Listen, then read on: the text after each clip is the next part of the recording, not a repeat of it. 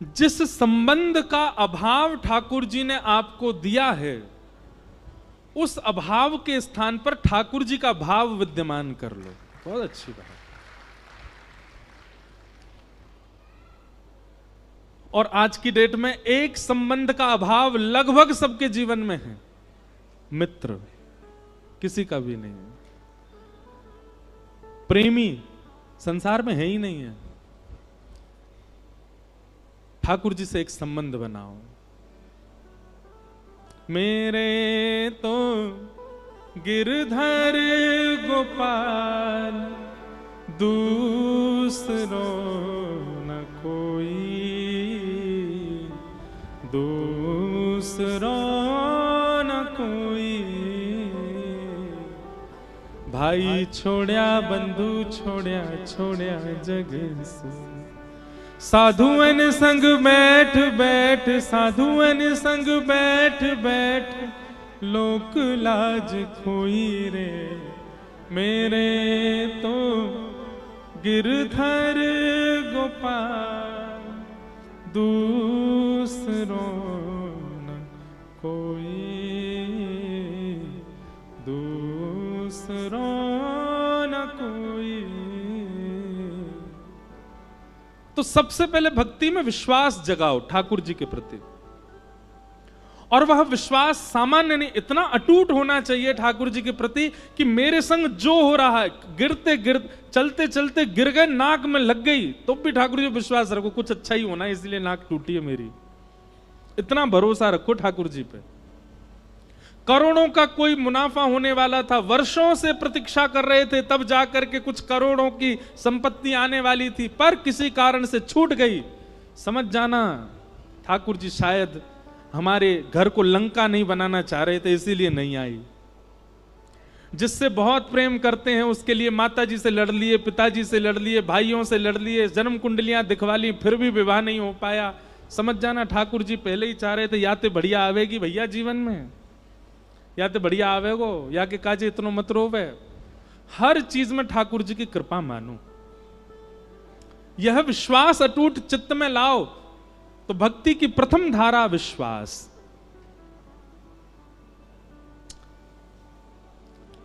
पूज्य मलुकपीठ वाले महाराज जी कथा हम चलते फिरते सुनते रहते हैं, कुछ ना कुछ नवीन भाव मिलता है। आप एक दिन कथा में श्री मलुकदास जी का चरित्र बता रहे थे, और उस चरित्र में एक बहुत सुंदर कथा सुनाई, बहुत ध्यान से सुनना। महाराज जी सुना रहे थे कि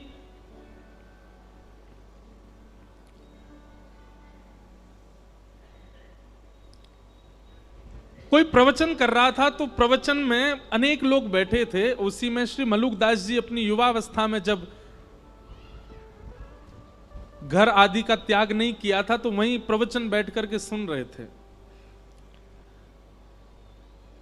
तो प्रवचन सुनते सुनते लोग बाग आपस में चर्चा करने लगे। बोले ये बाबा को बस चले तो ये हमारे काम धंधा छुड़वा के बस यही कहेगो राम राम जपो, ठाकुर जी का नाम जपो, तिलक लगा करके केवल भक्ति भाव में रहो। अरे कर्म नहीं करेंगे तो दाल रोटी राम जी खिला जाएंगे क्या? कर्म नहीं करेंगे हमारे घर परिवार को राम जी चला जाएंगे क्या? ये भी कथा वक्ताओं पे कोई काम नहीं है, बस एक ही बात कहते हैं, जहां ले चलोगे वहीं मैं चलूंगा। हैं ठाकुर जी जहां ले चलेंगे, ऐसे थोड़ी होता, कुछ अपने बुद्धि विवेक से भी तो करना पड़ेगा। ऐसे लोग चर्चा कर रहे थे और मलुकदास जी बैठ करके सुन रहे थे। तो मलुकदास जी अपनी युवावस्था में थे, उन्होंने उठ करके जो व्यास मंच पर व्यास जी थे उनसे कहा, बोले देखिए व्यास जी आप बहुत अच्छी बात बता रहे हैं, आप कह रहे हैं राम नाम ही सर्वस्व है, भगवान नाम ही सर्वस्व है, कथा ही सर्वस्व है, लेकिन कर्म भी तो प्रधान है। इन गांव वाले लोगों की बात भी गलत नहीं है, अगर हम कर्म नहीं करेंगे तो खाएंगे पिएंगे कैसे? सुंदरकांड भी कहती है देव देव आलसी पुकारा, देवताओं के भरोसे जो पड़ा रहता है, कर्म नहीं करता, वो आलसी कहलाता है। अगर हम कुछ ना करें, केवल राम राम जपें, तो राम जी हमारा घर थोड़ी चला देंगे। और घर चलाना बहुत दूर की बात, हमको रोटी राम जी थोड़ी खिला देंगे, वो तो हमको खुद ही खानी पड़ेगी, खुद ही मेहनत करनी पड़ेगी। व्यास जी ने कहा देखो भैया, आपकी बात हम उसको प्रणाम करते हैं। पर अगर किसी के चित्त में अखंड विश्वास हो ठाकुर जी के प्रति और ठाकुर जी के प्रति कोई संबंध उसका स्थापित हो गया हो और वो ठाकुर जी पर इतना भरोसा कर ले, इतना विश्वास कर ले कि श्री राम जी ही मेरे सर्वस्व हैं, वो कुछ ना करे, राम राम जपे, राम जी खिलाएंगे उसको। पहले बात तो सुन लो, ताली पहली बजा देते हो, पहले कथा तो पहले आगे बढ़ने दिया करो। व्यास जी ने मलुकदास जी, तो मलुकदास जी बोले ठीक है, मैं अटूट विश्वास के साथ आज से राम नाम जप में बैठ रहा हूं और मैं गांव में नहीं बैठूंगा, मैं जंगल में जाऊंगा और जंगल में भी बीहड़ जंगल में जाके बैठूंगा जहां मुझे कोई नहीं जानता हो, कोई नहीं पहचानता हो, जहां पर हिंसक जीवों के अलावा कोई आता ही ना हो। देखता हूं कि राम जी मुझे खिलाएंगे कि मुझे किसी जानवर को खिलवा देंगे। सब गांव के लोग बोले भैया अब प्रमाणित हो जाएगा कि राम नाम और भक्ति भाव ये प्रमाणित है कि नहीं। मलुकदास जी वन में गए और बीहड़ वन में गए, वहां पर एक विशाल वट का वृक्ष था, आसपास दूर दूर तक किसी के आने जाने का कोई मतलब ही नहीं था। एक सामने नदी बह रही थी। मलुकदास जी बोले यहां कोई नहीं आएगा, यहीं बैठ जाता हूं। और वृक्ष के ऊपर एक डाल के ऊपर बड़ी सी डाल थी, उसके ऊपर मलुकदास जी बैठ गए और राम राम राम राम जपने लगे।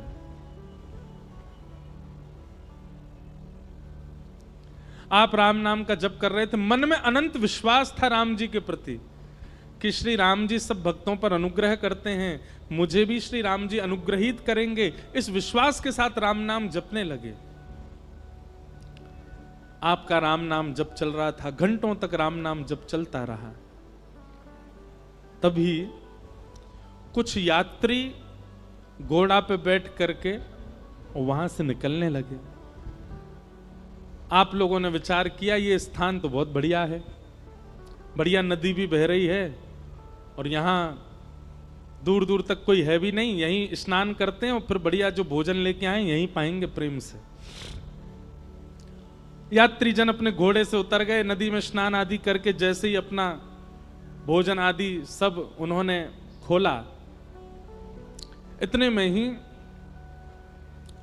डाकू और डकैतों ने वहां आने लगे। उनके घोड़ों की नालों की आवाज आने लगी। तो जितने यात्री थे उन सब ने विचार किया, बोले भैया बड़े बड़े डाकू आ रहे हैं, ये सब हमको मार देंगे, सब हमारा सर्वनाश, जल्दी भागो यहां से। सारे यात्री अपना भोजन पानी वहीं छोड़ छाड़ करके भाग गए। डाकू आए, डाकुओं ने आकर के देखा कि महाराज सुंदर सुंदर रबड़ी, सुंदर मिष्ठान, सुंदर 56 भोग और रोटी आदि सब वहां खुली रखी है। डाकू के साथ जितने लोग थे सबने कहा सरदार जी आज तो कुछ बनाना ही नहीं पड़ेगा, आज तो देखो ठाकुर जी ने बढ़िया व्यवस्था करी है, 56 भोग यहीं लगे लगाए मिल गए हम लोगों को। अब तो आज तो यहीं रोटी पाएंगे, यहीं लड्डू उड़ाएंगे, यहीं प्रेम से रबड़ी पाएंगे और इसी से ही आनंद होएगा आज तो। इतने में सब टूट पड़े भोजन पर, सब उठाने लगे रोटियां और सब्जियां सब डालने लगे, अपने हाथ में पकवान लेने लगे। जो सरदार मुखिया था डाकुओं का, वो थोड़ी देर इधर उधर देखने लगा, बोले रुको रुको रुको अभी मत पाना। इस विहंगम जंगल, बिहड़ जंगल में नदी के तट पर इतने 56 भोग मिलना, पहली बात तो इसमें यह सत्य है कि भगवान ने कोई अनुग्रह करके हमारे लिए व्यवस्था करवा दी। लेकिन दूसरी बात एक और हो सकती है, क्या हमको कम से कम 5 राज्यों के राजा ढूंढ रहे हैं, कहीं ऐसा तो नहीं उन लोगों को हमारा यहां आना पता हो और ये सारे व्यंजनों में विष डाल करके उन्होंने यहां पर ये व्यंजन रख दिए हो और कहीं हमने ये पाए और हम पाकर के विष के नशे में आ गए, मूर्छित हो गए, मृत्यु हो गई, तो वो 5 राज्यों के राजा जो हमको ढूंढ रहे हैं वो हमको ले जाएंगे यहां से, उनका तो काम हो जाएगा, कोई नहीं खाएगा, नीचे रखो इसको। संग वाले बोले महाराज बहुत दिन से रबड़ी नहीं पाई, देखो गुलाब जामुन नहीं पाई, खान दो। बोले नहीं नहीं नहीं नहीं, हम ऐसे नहीं खा सकते। एक काम करो, अपनी टोली से बाहर का जो हो, जो हमारी टोली से बाहर का ऐसा कोई राह चलता मिल जाए उसको पकड़ लाओ, उसको पहले खिलाओ, उसको खिला करके देखेंगे अगर इसमें विष हुआ मर जाएगा, पता चल जाएगा, नहीं हुआ तो हम भी पालेंगे। सब ढूंढने लगे, लेकिन दूर दूर तक तो जंगल, कुछ मिले ही नहीं। तभी सरदार की नजर गई, पेड़ के ऊपर श्री मलुकदास जी बैठे थे, राम राम राम राम राम राम जप रहे थे। तुरंत उसने, अरे देखो ये बैठा अब ऊपर भगत, इसी ने विष में ला करके सारा भोजन नीचे, पकड़ के लाओ उसको नीचे। ऊपर चढ़ गए, मलुकदास जी को पकड़ के नीचे ले आए।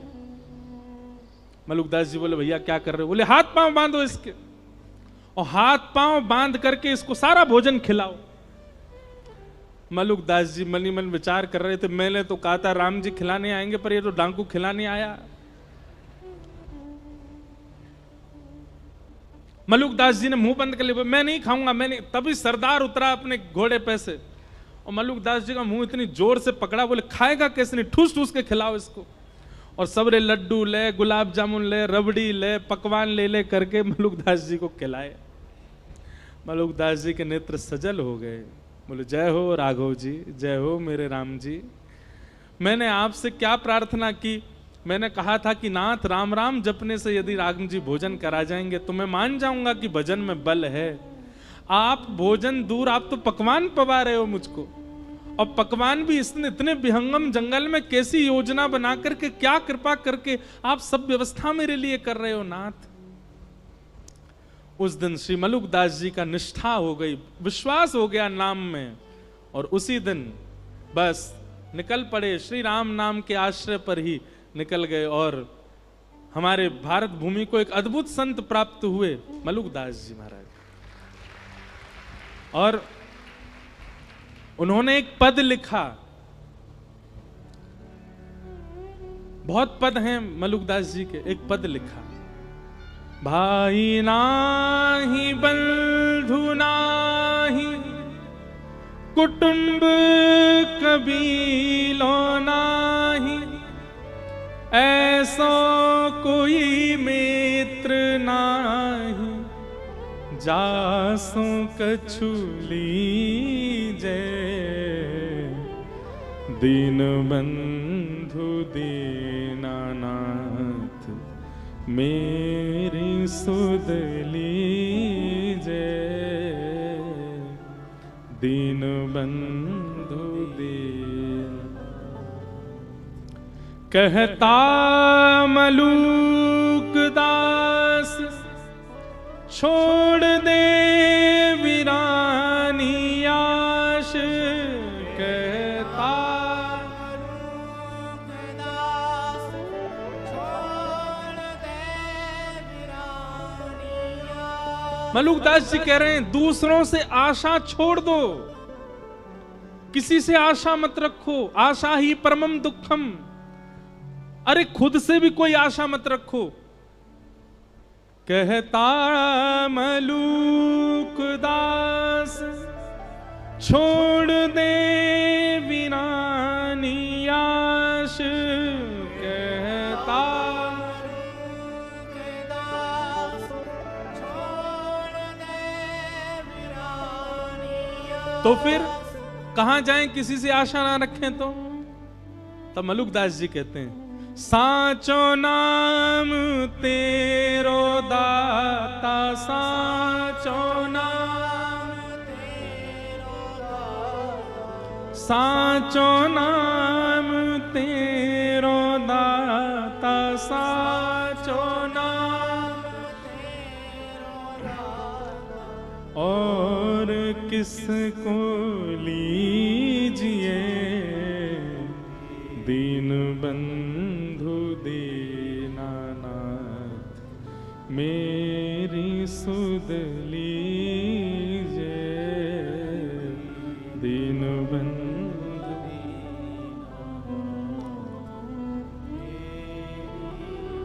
तो भैया 3 बातों की गांठ मान लीजिए। सबसे पहला विश्वास, ठाकुर जी के प्रति इतना अटूट भरोसा कर लो कि बस अब उतना विश्वास किसी पे है ही नहीं, बस ठाकुर जी सर्वस्व हैं। मेरे संग जो हो रहा है, मेरे परिवार के साथ जो हो रहा है, वो सब ठाकुर जी मेरी श्रेष्ठता के लिए कर रहे हैं। मेरे पैर में चोट लगी, मुझे घाटा हुआ, मेरा ये छूट गया, मुझे ये मिल गया, कोई भलाई होगी मेरी। आप विश्वास मानिएगा, जिस दिन आप इतना विश्वास भरोसा ठाकुर जी पर कर लेते हैं ना, तो गलत और अच्छा ठाकुर जी नहीं करते हमारे साथ। पर जब हम हर क्रिया को ठाकुर जी की प्रसाद समझने लग जाते हैं, तो ठाकुर जी की दृष्टि पड़ती है, देखो कुछ भी हो रहा है इसके साथ, लेकिन ये फिर भी यही मानता है कि मेरी कृपा है। तब ठाकुर जी अनुग्रह करते हैं, दृष्टि भर के देख लेते हैं और सब मंगल होने लग जाता है। इसलिए अपने जीवन में होने वाली हर स्थिति को भगवत प्रसाद मानो। विश्वास। दूसरा, ठाकुर जी से एक संबंध बनाओ, कुछ भी मानो। गोस्वामी तुलसीदास जी कहते हैं, तोहे मोहे नाते अनेक, मानिए जो भावे।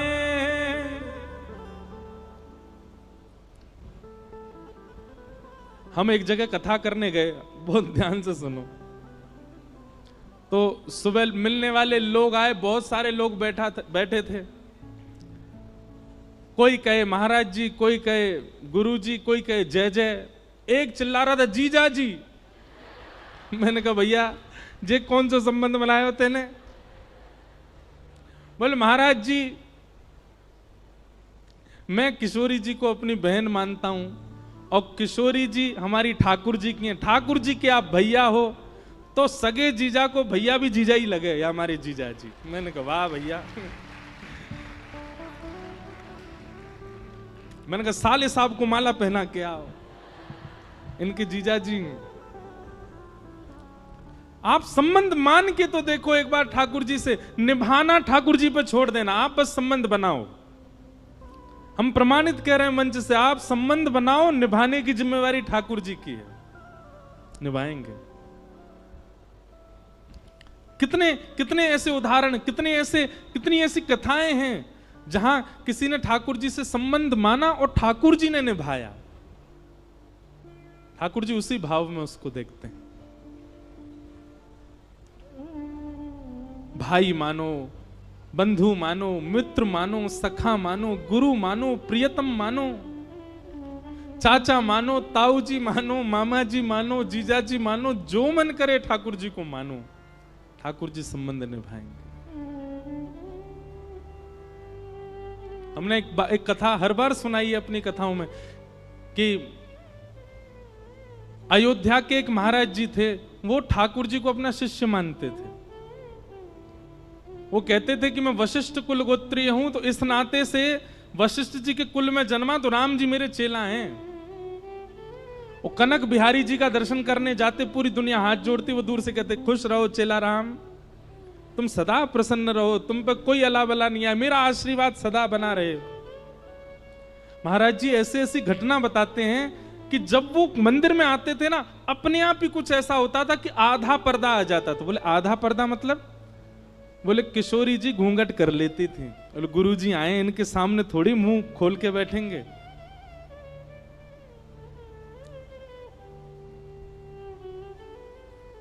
ठाकुर जी संबंध निभाते हैं, कोई बनाए तो सही। और फिर एक बात माननी पड़ेगी आपको, फिर जब आप ठाकुर जी के सामने जाओ, कई लोग संबंध बनाते हैं फिर उसका ढिंडोरा और पीटते हैं। वो नहीं करना है।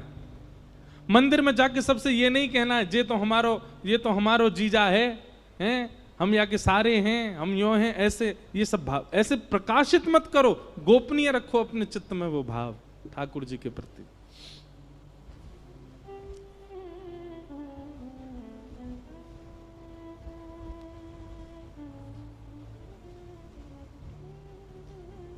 हमारे बक्सर वाले मामा जी, नाम सुना? श्री नारायण दास जी भक्तमाली, जो कथा से बहुत प्रेम करते होंगे ना, उनका नाम जरूर जानते होंगे। उनको पूरी दुनिया मामा जी क्यों कहती थी? वो सीता जी को अपनी बहन मानते थे।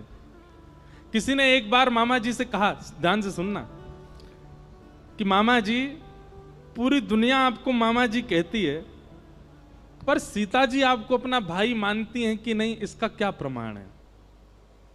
आप तो कहते हैं और फिर जहां भी आप जाते हो सब कहते हैं मामा जी आ गए, मामा जी आ गए, पर सीता जी आपको अपनी बहन, अपना भाई मानती हैं, इस बात का क्या प्रमाण है? तब बक्सर वाले मामा जी कहते थे, बोले ऐसे ऐसे वैष्णव, ऐसे ऐसे संत जन, ऐसे ऐसे विरक्त जन, ऐसे ऐसे वृंदावन को भजवे वाले और अयोध्या में जाने वाले आप जैसे संत महापुरुष जब मुझको देख के मामा बोल देते हैं तो ये प्रमाणित हो जाता है कि सीता जी मुझे भाई मानती हैं। आप सब मामा कहते हैं तो मुझे इसी से प्रमाण लगता है कि सीता जी मुझे अपना भाई मान चुके हैं।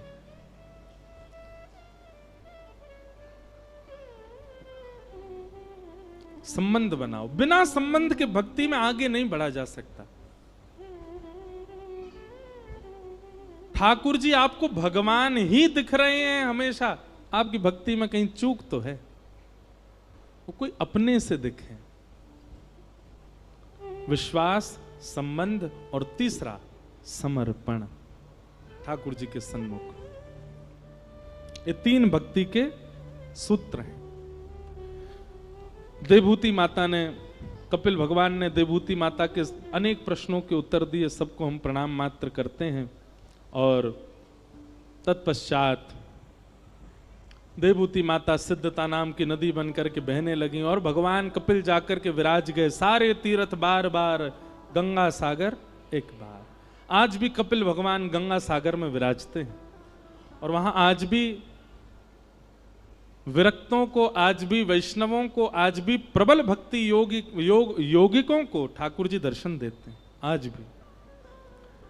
इस प्रकार कपिल भगवान के चरित्र को हम प्रणाम करते हैं। आगे आकुति माता का प्रसंग सुनाया गया और प्रसूति माता के पुत्री, सबसे छोटी पुत्री सती हुई, सती का विवाह महादेव के साथ में हुआ।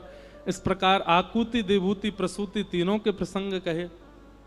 अब हम थोड़ा सूक्ष्म में कह के चलें क्योंकि ठाकुर जी का उत्सव करना है।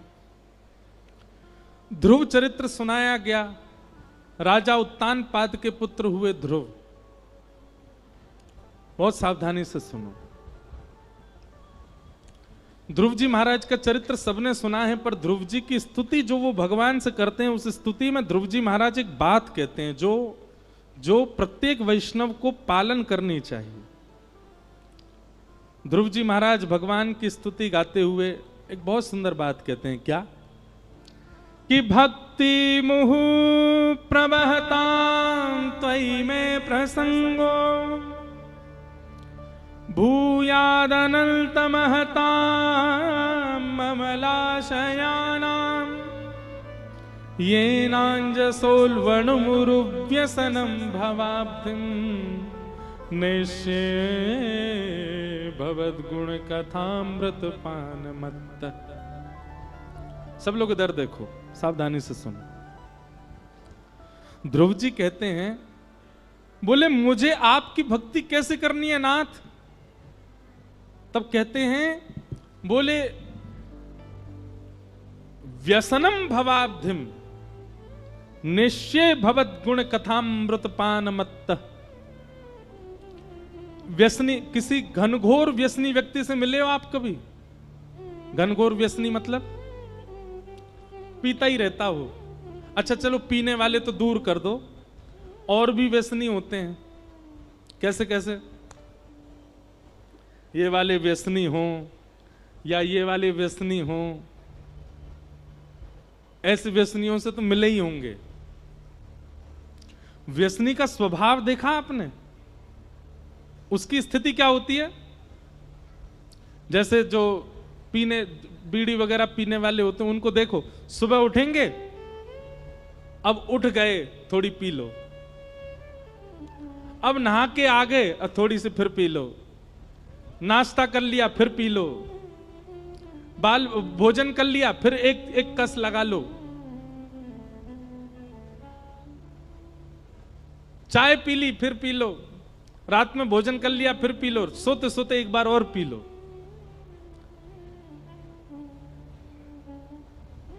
वो पूरे दिन में कोई ना कोई बहाना बना करके अपने व्यसन को भोगता है। पीने वाले जो होते हैं उनको देखो, आज मैं बहुत दुखी हूं, आज तो पीऊंगा, अरे आज तो मैं फर्स्ट आया हूं अपनी क्लास में, बच्चों को पार्टी दूंगा, सबको पिवाऊंगा। ऐसे होते हैं बच्चे। आज तो मेरे बुआ के बच्चे आए हैं, आज तो मैं पीऊंगा। मेरी प्रियसी छोड़ के चली गई, गम में पीऊंगा।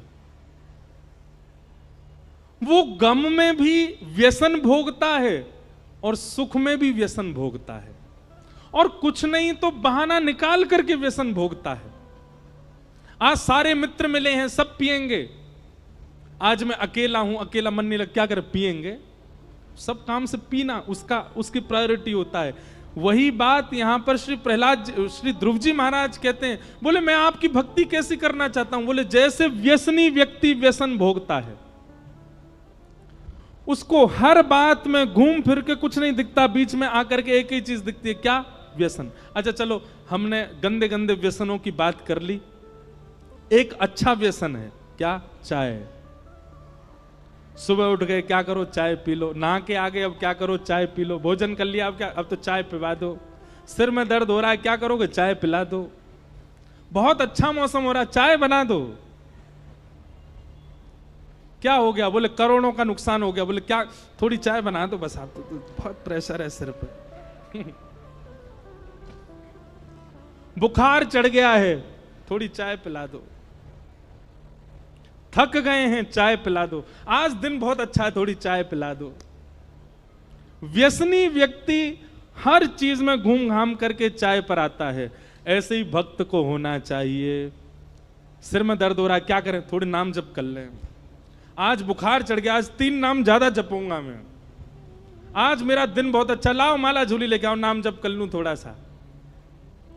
हमको करोड़ों का नुकसान हो गया, क्या करें, तो दोनों बैठ के नाम जप करेंगे, चल। अरे आज तो बहुत अच्छा हुआ भैया, हमको हमारी लॉटरी लग गई, इतना पैसा मिला, अब क्या करें, बैठेंगे पार्टी वाला नाम जप करेंगे, सबरे मिलके नाम जप करेंगे, कीर्तन करेंगे। ऐसी भक्ति ध्रुव जी मांग रहे हैं ठाकुर जी से। बोले कैसी भक्ति चाहिए, तब कहते भक्ति मुह प्रवहताम त्वयि में प्रसंगो भूयाद अनंत महताम अमलाशयानाम येनांजसौल वणमुरु व्यसनम भवाब्धिम निश्चय भवत गुण कथामृत। अच्छा, यहां पर नाम जप का व्यसन नहीं मांगा, ध्रुव जी कह रहे हैं आपकी कथा सुनने का व्यसन लग जाए मुझको, आपकी कथा सुनने का मुझे व्यसन हो जाए। होड़ लगी है व्यसनियों में और भक्तों में, लेकिन भक्त पीछे छूट जाते हैं, व्यसनी भाग जाता आगे। ऐसा भजन, ऐसा नाम जप, ऐसी ठाकुर जी की कथा में रति लगाओ, व्यसनी पीछे छूटे, हम आगे जाएं। बुआ के बच्चे घर आए हैं, खुशी में क्या करोगे, मॉल घूमने जाओगे? नहीं, कथा चल रही है पंचमुखी हनुमान जी, सुनने चलेंगे। सब बुआ के बच्चों को लेके आ गए, कथा सुनो। आज मित्र मिले हैं सारे, बहुत साल बाद, क्या करोगे, बोले कथा चल रही है, कथा में चलो। संकीर्तन हो रहा है, वहां चलो। पंचमुखी हनुमान जी की आरती करने चलो। ऐसी स्थिति बनाइए ना, व्यसन के रूप में ठाकुर जी को विराजमान कर लो। ये बात श्री ध्रुव जी महाराज ठाकुर जी से कह रहे हैं।